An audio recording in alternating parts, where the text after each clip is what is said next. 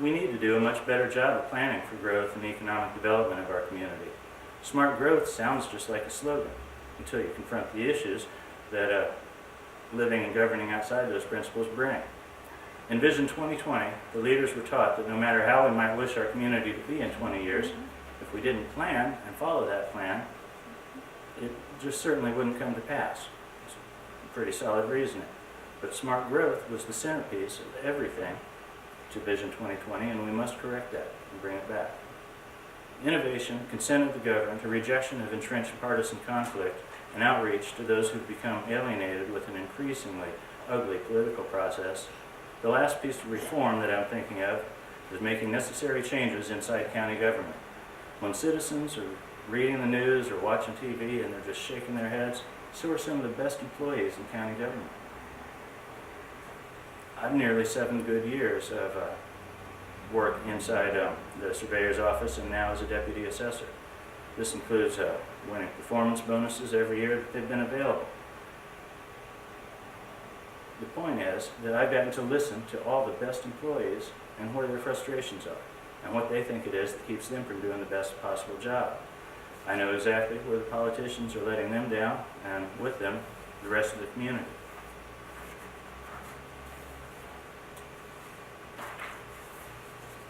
After 7 years, I know where the waste, inefficiency, and abuse is in county government, where the turf battles and other rivalries present logjams to progress.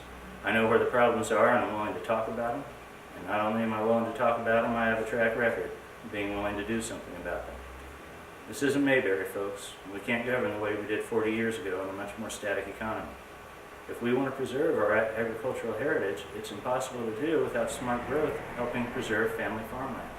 To recruit the post-industrial jobs base, the knowledge economy, we got to consider the effect of having someone travel from a faraway boardroom, get out of their car, and the first thing they realize is that the entire town smells like a can of cheap dog food. Which is to say, we have to do something about Staley's. They've been good corporate citizens for the most part, and so we need to approach them in a partnership manner. But we need to approach them in an effective manner.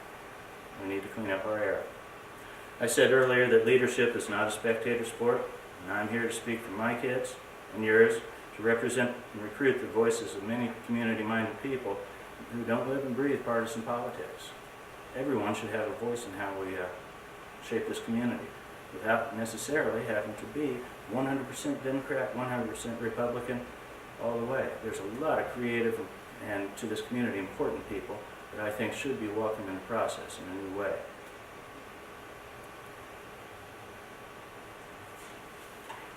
Oh yeah, and I'm here to say that the Republican Party must face the imperatives of the needs for reform, or else the Democratic Party of Tony Rosworski, Sheila Clinker are in a position to earn the opportunity to displace Republican elected officials at the county level as completely as they have done in the city. It should be considered a favor that they're being so effective, because the better they are, the better we should be. And that way, the better off the whole community will be. Right now, we have a website under construction called, it's a little bit cute, but RobbieForGoodGovernment.com. We will be posting informational material that spreads out local issues and problems and proposals with a little more detail than they can perhaps afford on a day-to-day newspaper basis. We'll have an email address called donate@RobbieForGoodGovernment.com and other addresses for people to volunteer if they want to get involved.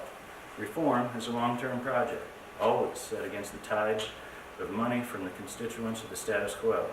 We're running to win, but the cause of reform is bigger than this campaign or me as a candidate. And we can easily have a very successful campaign just if we can bring in more of our best and our brightest and make them realize that they can make a difference right here for our community.